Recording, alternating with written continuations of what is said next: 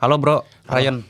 Gimana kabarnya? Baik nih bro, gimana nih bro Johnson? Makin Ini maju aja nih. gua lagi ngundang salah satu pemain besar di marketplace ya bro ya? Amin, belum lah Oh besar belum. malah. Bukan katanya top 3. Enggak lah. Oh enggak. Coba dong, ini biar teman-teman tahu lu tuh siapa sih?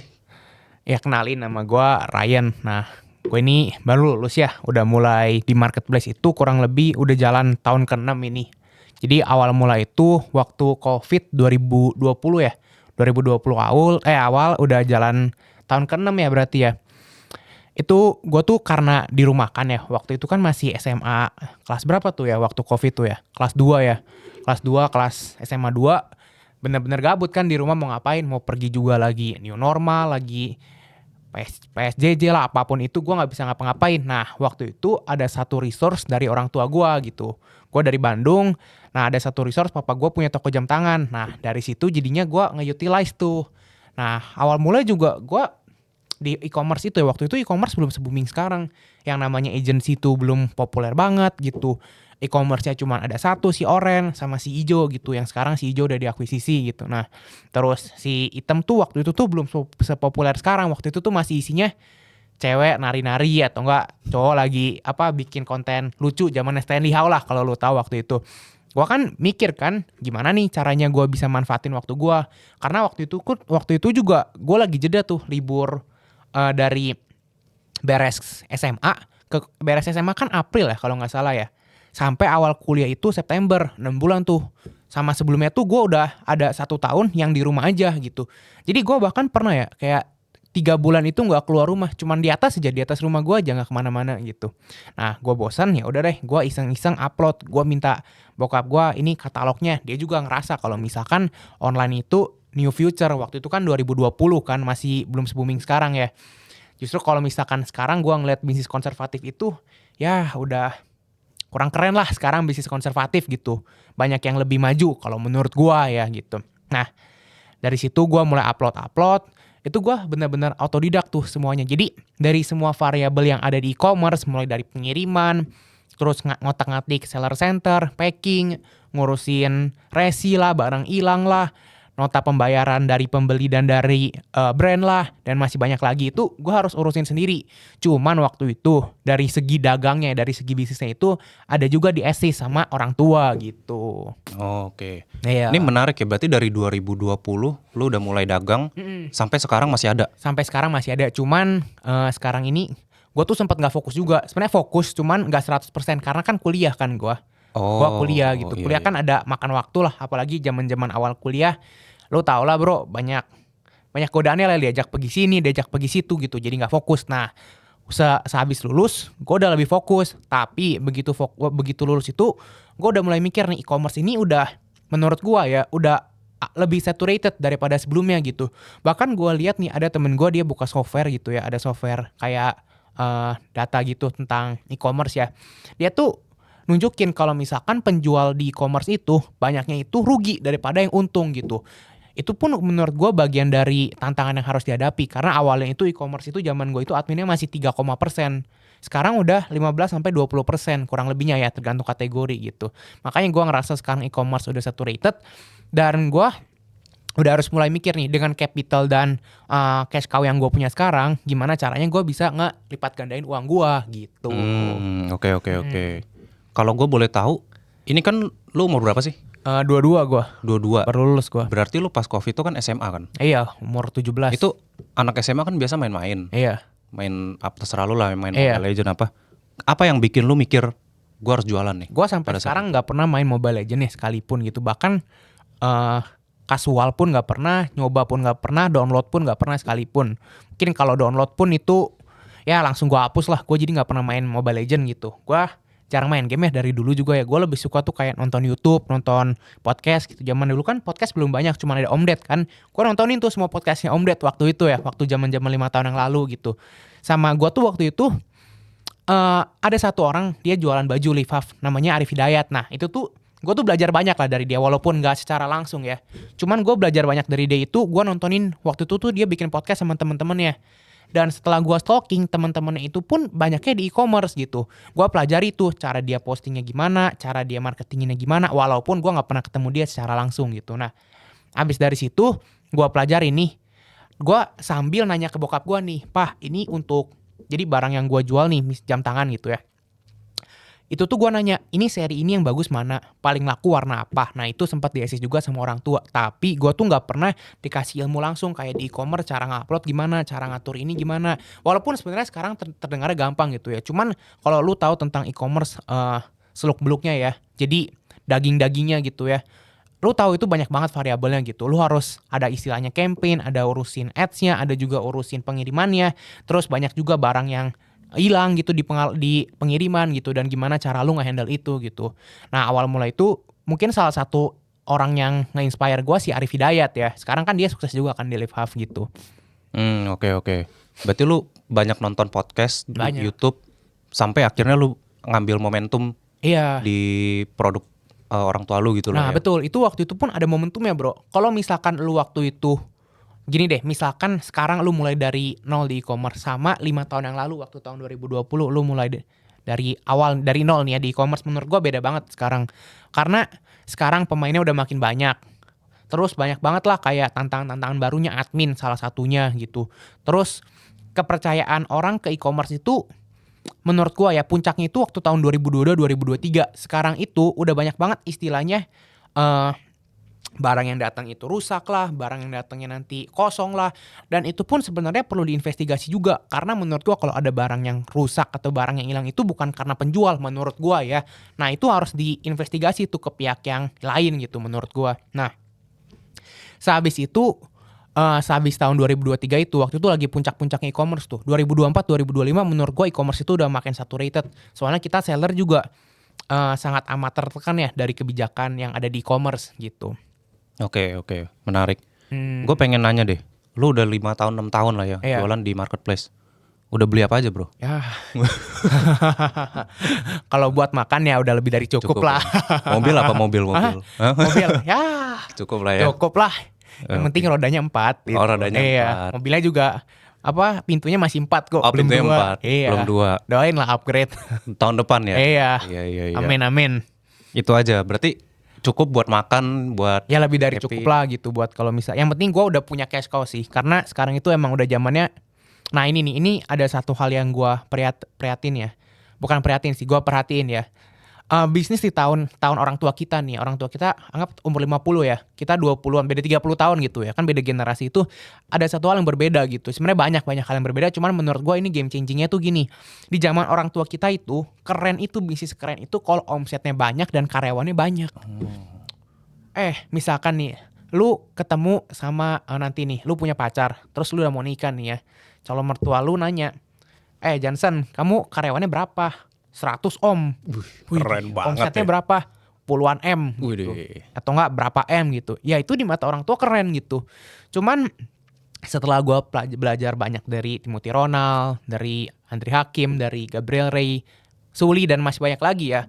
Sekarang itu bisnis itu yang paling penting itu net free cash flow gitu. Makanya sebenarnya bisnis service itu sekarang itu paling menjanjikan. Kayak contoh misalkan agency gitu. Atau enggak lu punya SaaS software gitu. Karena marginnya itu bisa ya anggap aja 80% lah, 20%-nya buat lu bayar karyawan gitu. Nah sedangkan kalau di zaman orang tua kita itu lebih ke dagang gitu ya. Jadi kita punya keuntungan berapa, profitnya berapa nih ya. Jadi net profit margin berapa, itu tuh nggak bisa semuanya kita tarik karena harus kita investin lagi ke inventory lah atau beli aset lah. Which is aset itu pun sebenarnya liquidity-nya tuh sangat amat rendah ya. Karena lu kalau misalkan jualan produk ya, itu tuh inventory numpuk atau nggak barang nggak laku. Dan juga ada juga nih kayak istilahnya barangnya hilang, COD-nya nggak balik. Atau nggak, kalaupun COD-nya balik nanti yang baliknya jadi sampah lah, banyak lah hal-hal kayak gitu yang gue perhatiin tuh terjadi sekarang gitu. Makanya sekarang itu bisnis itu lebih pas net free cash flow gitu. Itu tadi lu mention juga banyak retur, dead stock ya. Iya. Itu nih kayaknya keluh kesah yang Waduh, udah template banget ya. seller kayaknya ini ya, seller rasakan ya. Iya. Gue pengen nanya deh, selama 5 tahun, 6 tahun di e-commerce, apa momen yang paling susah buat lu naik level Naik level ya. Mungkin sampai ke omset sekarang? sampai ke omset sekarang ya gitu ya. Awal-awal susah sih pasti ya, karena lu harus dapetin momentum juga tuh awal-awal ya. Jadi kayak ibaratnya kalau misalkan lu kereta nih, lu untuk masuk ke rel itu awalnya itu susah, tapi begitu lu udah masuk ke rel itu, paling hambatannya itu ya hambatannya tipis-tipis, tapi yang namanya usaha, namanya hidup pasti ada aja hambatannya gitu dong. Lu nggak bisa dong take off terus gitu kan ya.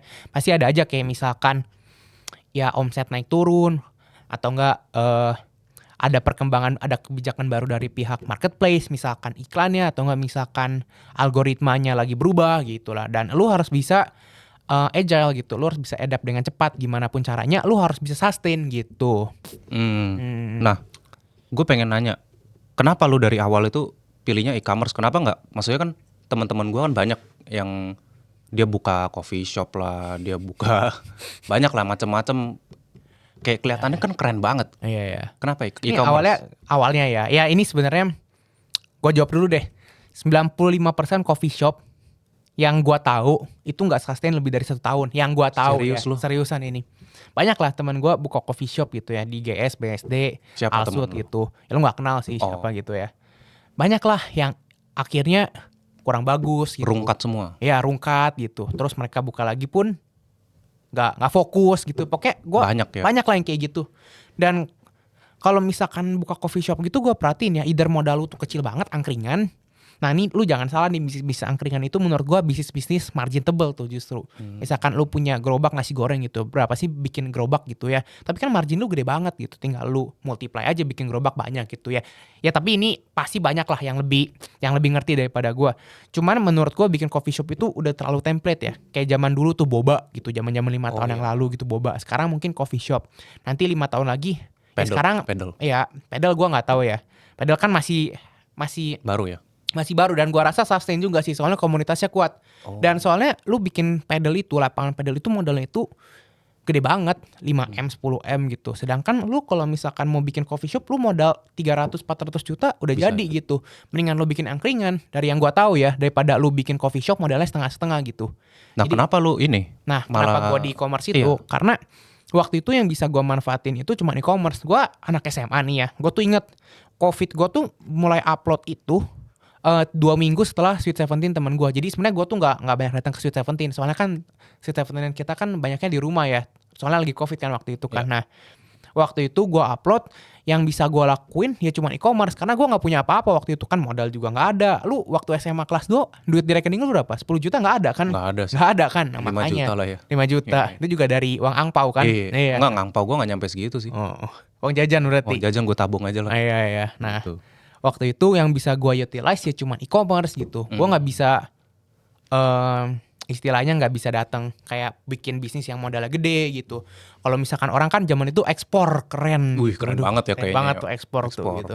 Kalau misalkan udah bisa ekspor nih ya, anggap lu di Jawa Tengah nih. Ada Iya. daun kelor nih ya. Wis. Daun kelor Iya. gitu. Atau enggak punya natural resource apa atau apapun sumber daya apapun itulah lu punya daun gitu ya. Ini gue ada buyer nih di Amerika, Wih. di Afrika. Widih. Hormat tuh orang sama lu langsung kayak hormat gitu. ya. Iya. Sujud loh Cuman langsung. sekarang tren ekspor ini gue pun nggak ngerti makin lama kenapa makin turun gitu. Rungkat Mungkin semua kali. menurut gue bukan rungkat, tapi menurut gue ada apa ya?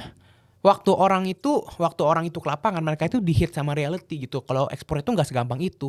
Dan pasti banyak orang yang lebih jago, lebih kuat modalnya yang bisa ngehajar orang teman-teman kita gitu waktu itu masih nyoba dengan modal nol gitu. Soalnya menurut gua kalau ekspor gitu pasti modalnya gede gitu. Dan teman-teman kita waktu itu umur 18 19 KTP aja baru punya, Bos, waktu itu kan ya. Bener nggak? Bener. Gimana caranya lu mau ekspor yang modalnya Iya. bisa miliaran, puluhan miliar gitu. Belajar dulu ya. Iya, jadi Kuliah dulu yang benar. Benar.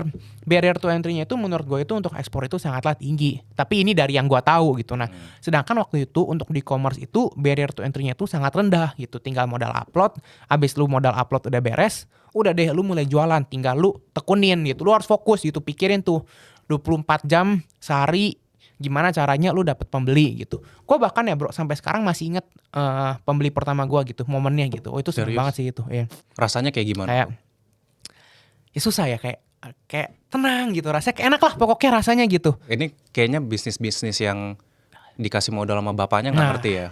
Nggak ngerti. Benar. Dan gue tuh waktu itu nggak dikasih modal, gue tuh dibukain jalan gitu.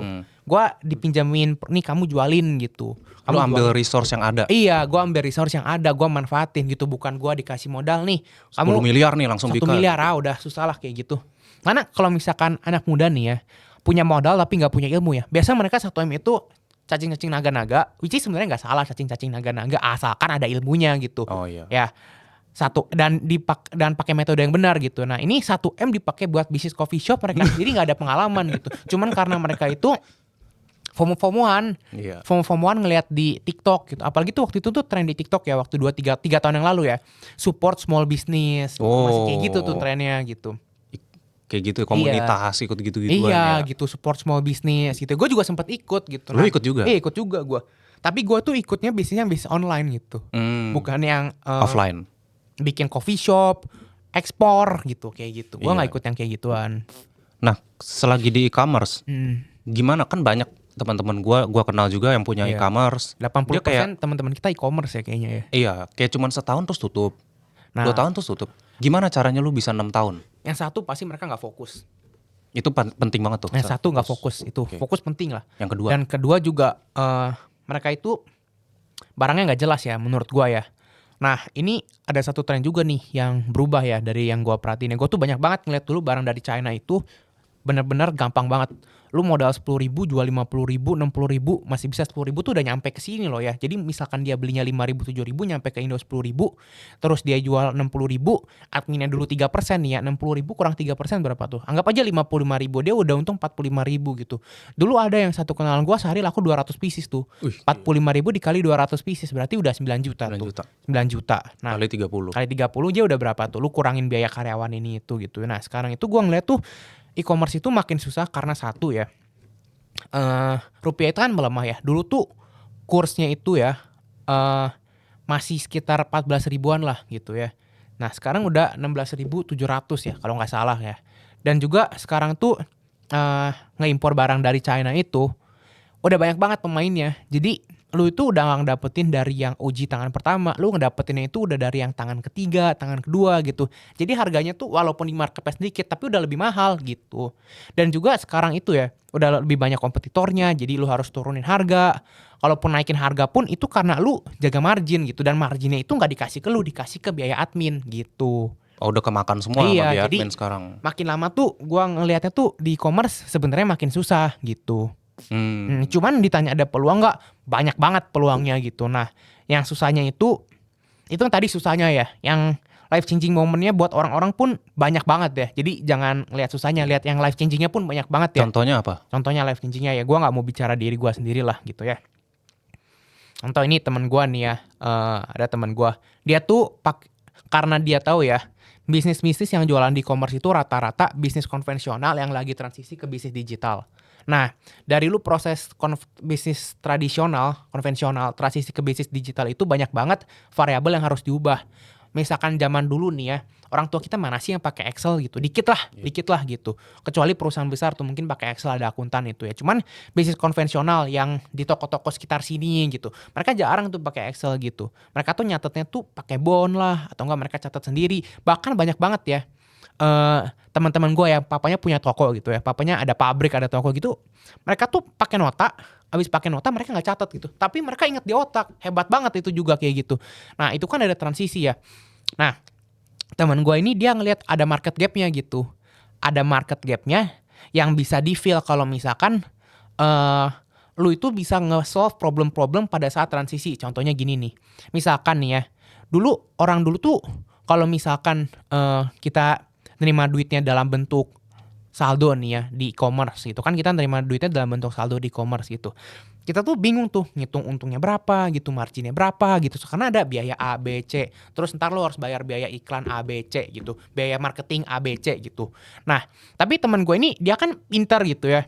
Karena dia pintar, dia bikin satu software yang bisa tinggal lu impor file dari CSV dari e-commerce-nya, terus lu upload di SaaS-nya dia, di software-nya dia, itu jadi langsung keisi tuh gitu, langsung tahu lu untungnya berapa. Ini biaya segini dipakai buat bayar admin apa, terus biaya segini dipakai buat bayar karyawan, buat di operations, HR atau apa gitu ya. Pokoknya jadi banyak juga lah market gap-nya yang bisa diisi gitu, kayak contoh gitu ya.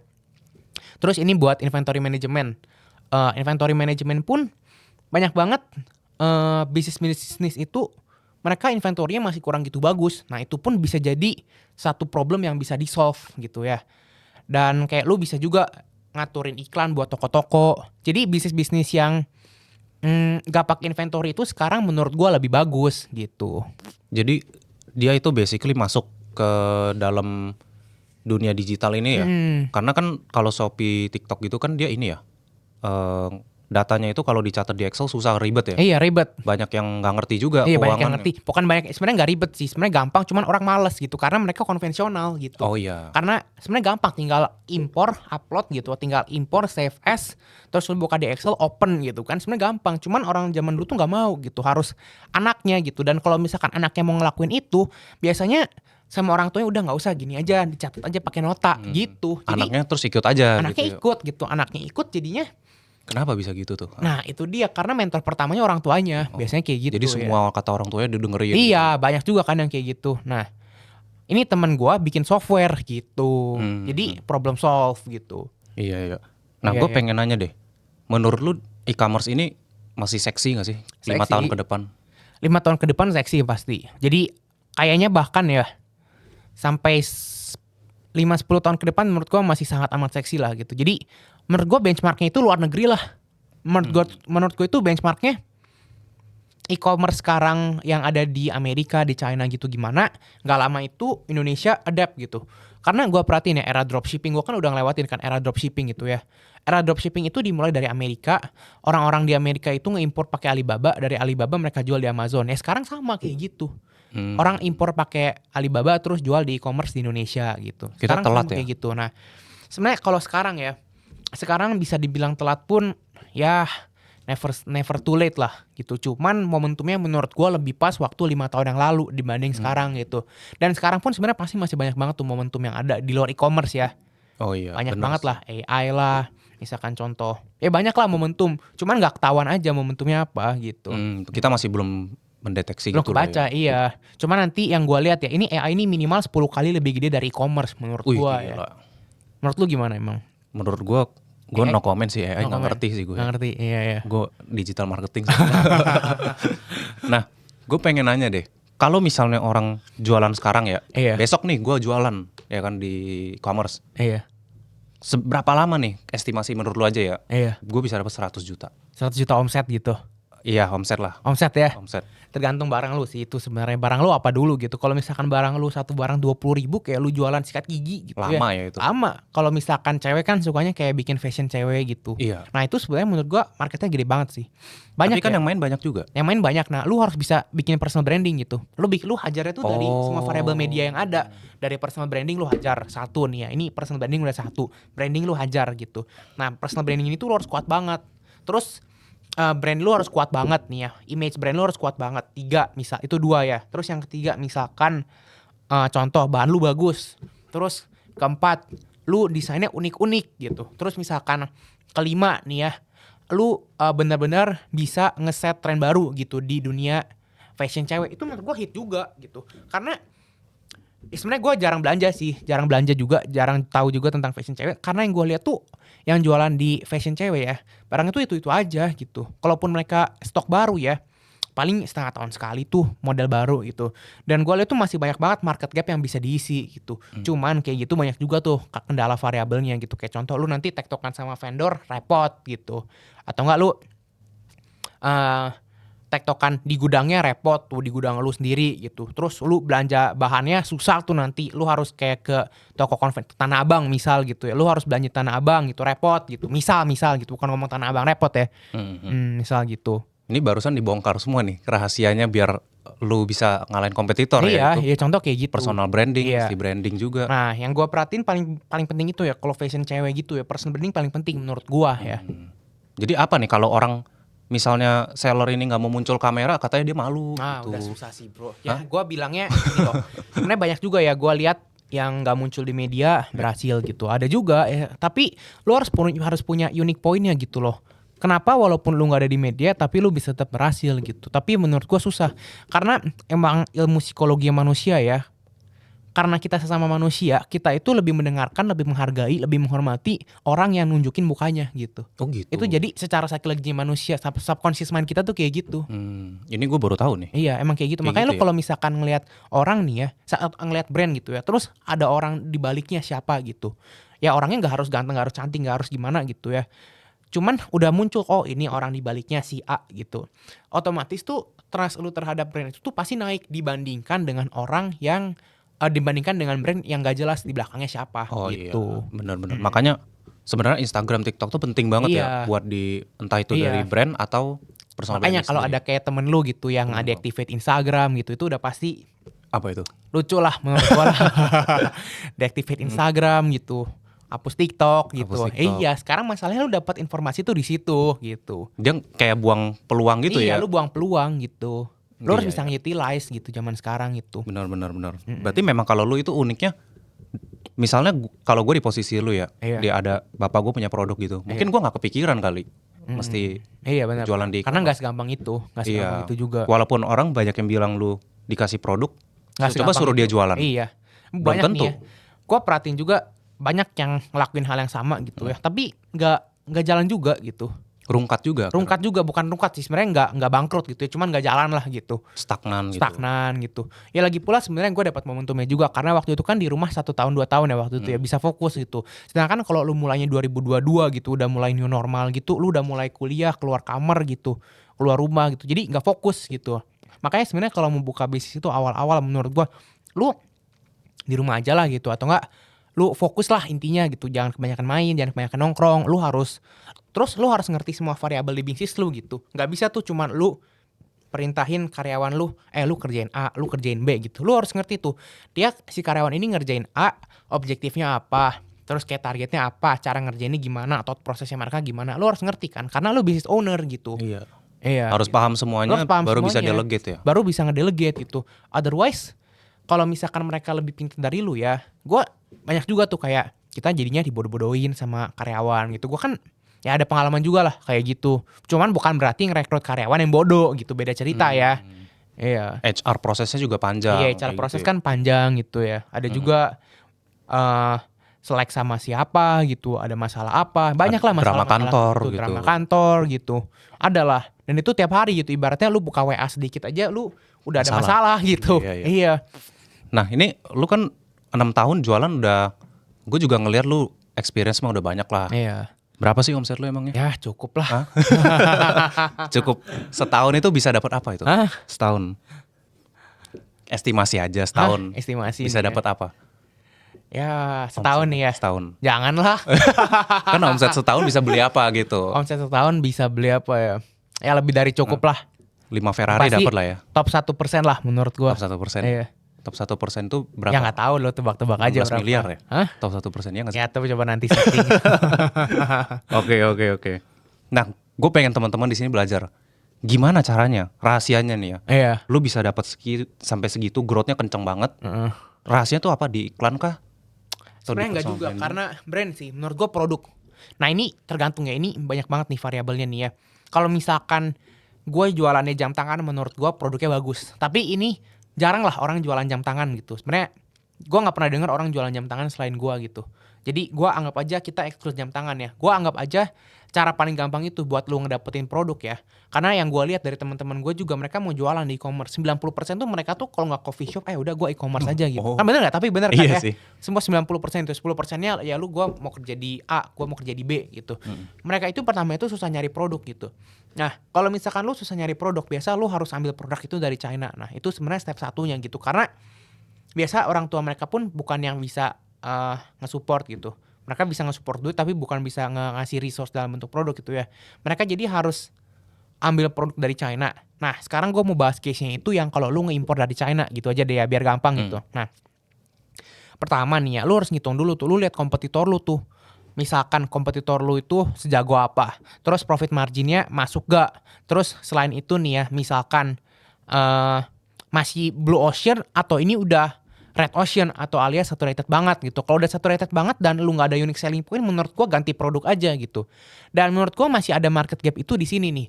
Misalkan lu bisa nyiptain satu ekosistem produk, misalkan kitchen gitu. Ekosistem lu tuh jadi kitchen gitu. Jadi misalkan pisau nih lu jualan, rice cooker lu jualan, sendok, garpu, cutlery, apapun itu lu jualan, tempat sendok lu jualan, dan lu jualan itu nggak bisa sebatas barang-barangnya tuh kayak yang ada di toko serba ada gitu, nggak bisa nyetok barang yang nggak ada unique selling pointnya. Lu tuh harus bikin branding di mana itu desainnya itu layak, desainnya itu bagus. Terus misalkan ada ekosistemnya gitu loh. Jadi kalau misalkan lu belinya nih, contoh cutlery-nya warnanya abu-abu gitu. Udah cutlery-nya warna abu-abu, nanti rice cooker-nya warnanya abu-abu juga gitu. Nah, jadi tuh sama-sama mirip gitu. Jadi orang tuh langsung belinya satu set, otomatis omset itu tuh jadi langsung gede gitu. Langsung ke Nah, double ya. tapi yang susah itu lo harus bikin brandingnya gitu. Gua masih ngeliat tuh ada market cap di situ. Lu ambil barang dari China, tapi ambil barang itu jangan kayak misalkan tumbler gitu. Oh, Kalau misalkan kayak tumbler gitu, atau enggak botol gitu. Botol gimana sih? Lu kalau misalkan jualan botol ya, yang bisa lu jual lagi apa selain botol? iya benar Paling sih. Tupperware gitu kan. Kotak Sedangkan makan. kalau apa? Kotak makan. Kotak makan gitu. Sedangkan kalau misalkan lu jualnya kitchen atau enggak household deh. Banyak. Household gitu ya. Oh iya benar Banyak juga. tuh misalkan kayak yang ya biasa kalau yang udah punya rumah sendiri udah nikah tau lah. Lu kalau misalkan kebutuhan rumah banyak gitu. Jadi misalkan lu ada kayak mejanya lucu lah, kursinya lucu lah, terus kayak ada rice cooker lucu, ya banyak lah gitu. Dan ini lu harus di research nih, gimana caranya lu bisa sukses gitu. Oh, berarti kalau gua simpulin ini sebenarnya yang lu satu toko itu fokus satu kategori langsung. Iya, jangan satu produk. Bukan satu oh. Iya, menurut gua ya. Ini gua baru tahu Iya, nih. ini menurut gua nih. Lu harus fokus tuh satu Iya, kategori gitu. Karena banyak sih yang main kayak gitu sukses semua. Ah, iya Iya, makanya. iya, bener Gua sih. mau nyebut nama brand sih sebenarnya, cuman janganlah. Jadi ada Gak satu apa-apa brand lah. yang gua lihat juga dia tentang household ya. Jadi selain pokoknya dia itu jualan kayak, kan kalau misalkan cewek-cewek kan suka belanja gitu, suka bebersih rumah gitu. Mereka tuh jualan kayak pembersih lantai gitu, atau enggak vacuum cleaner gitu. Oh. Selain vacuum cleaner tuh mereka suka jualannya ya pokoknya hal-hal yang berbau rumah gitu. Dan mereka tuh semua ada persis, lu nyari apa yang berbau rumah ada gitu. Nah, otomatis tuh jadinya ada gapnya gitu loh. Oh, kalau gua mau bikin rumah gitu, gua mau isi rumah, oh gua belinya ke dia gitu. Nah, kalau ini kan dari produknya itu harus dapat per kategori. Sekarang gimana caranya dapat penjualan ini? Caranya apa sih? Ya awal mula satu yang pasti nih, lu harus bisa dari segi operations lu harus bisa pastiin kalau produk lu itu winning gitu. Dua, harga lu pun harus bersaing lah, karena awal-awal tuh harga penting banget. Dibilang banting harga juga jangan, cuman lu nggak bisa jual harga yang jauh lebih tinggi daripada kompetitor lu gitu ya. Ini dua nih ya. Tiga nih ya, lu harus punya HR atau timnya tuh yang udah capable apabila nanti ada lonjakan di operation. Misalkan, ini biasa lu packing 5 nih, terus lu dapat momentum, lu harus packing 50. Karyawan lu tadi misalkan lu packingnya sehari 5 cuma ada satu, tiba-tiba lu dapat momentum, lu harus packing 50 paket selama seminggu. Ini karyawan lu satu bisa nggak gitu? Jangan sampai misalkan nanti karyawan lu nggak bisa, otomatis rating toko lu turun karena barang yang kirim terlambat gitu. Itu sering banget tuh terjadi. Iya, banyak sih. Ya, banyak kayak gitu terjadi. Terus 4, ini branding penting banget sih ini menurut gua. Gimana caranya lu itu bisa naikin engagement gitu.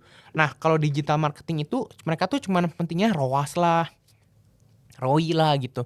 Ya itu sangat relevan gitu. Cuman menurut gua ya engagement juga penting gitu. Apalagi kalau misalkan tujuan utama lu tuh branding gitu. Ada aspek lain, nggak cuma ROAS doang. Iya, nggak cuma ROAS, nggak cuma ROI gitu. Lu harus perhatiinnya matrix-matrix lain lah gitu. Engagementnya penting, awarenessnya penting gitu. Jadi brand lu tuh sustain gitu. Jadi menurut lu branding ini lebih kuat potensinya dibandingkan iklan lah, kurang lebih gitu lah ya. Kalau misalkan tujuan lu branding ya, pasti itu lebih bagus sih. Dan juga emang gue lihat branding kalau misalkan lu mau bikin satu ekosistem nih, satu kategori gitu, branding lebih penting. Jadi orang tuh inget gitu, biar sustain juga gitu, nggak cuma setahun. Banyak juga karyawan kakak tingkat gue ya, dia jualan kayak produk kecantikan gitu ya.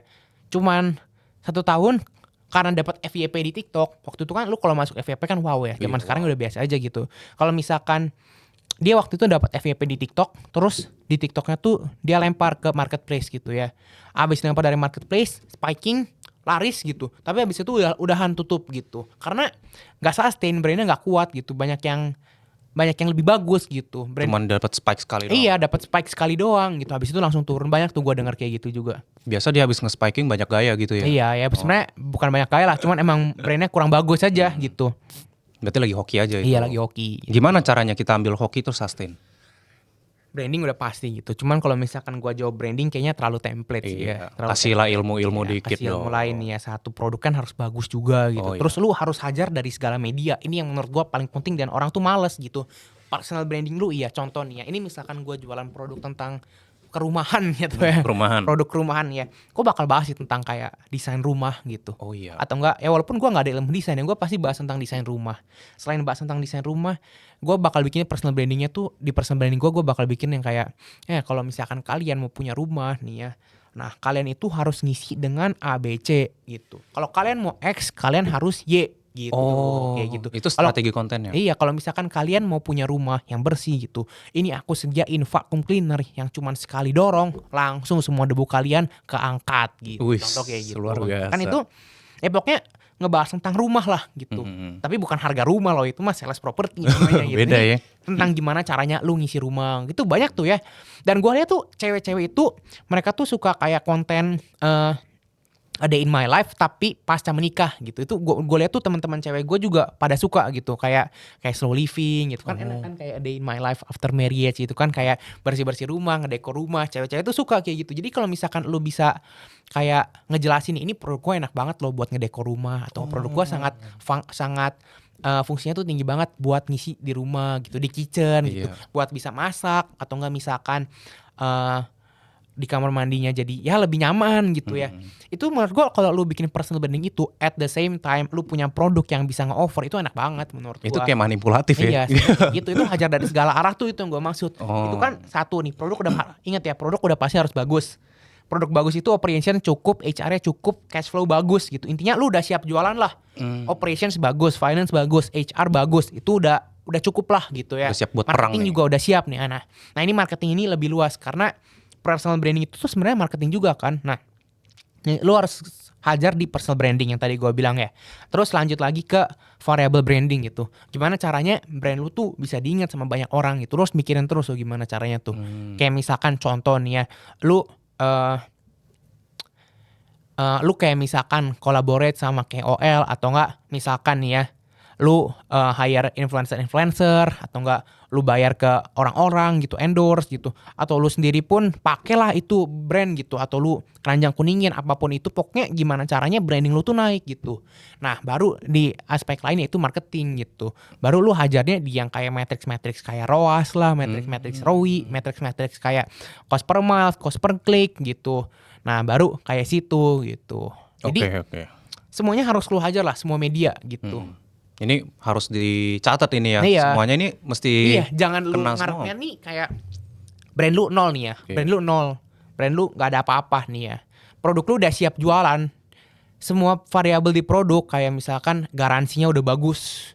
Garansi udah bagus. Barang gua bergaransi ori loh. Tahan banting gitu. Ya lu udah bagus itu. Itu what an advantage lah. What an advantage you have kalau misalkan lu bisa punya produk kayak gitu. Jadi lu udah siap jual tapi lu nggak tahu cara jualnya gitu. Ya lu harus pakai media dong. Lu harus bikin personal branding di diri lu sebagai owner dari brand itu. Lu harus punya brandingnya.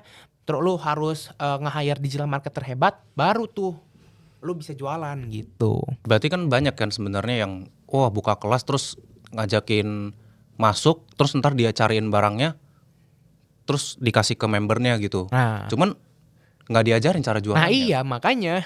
Itu apa itu? Scam ya aja?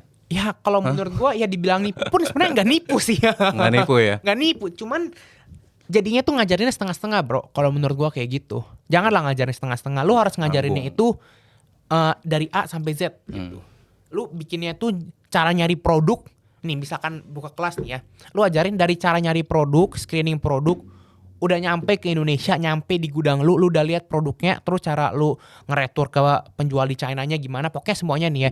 Terus cara lu atur operations-nya, cara lu atur finance-nya, terus cara lu distribusin produknya, lu harus ajarin tuh A sampai Z. Itu baru lu bertanggung jawab gitu menurut gua ya. Kalau yang ngajarin satu aspek doang mah, aduh gimana?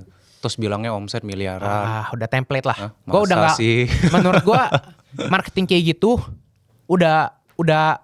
udah kayak orang-orang udah tahu ini kayak ini pasti kayak gini, ini Iya. pasti kayak gini. Lu harus kayak Sama think out of ujung-ujungnya. the box gitu. Gimana caranya lu itu kelihatan legit gitu.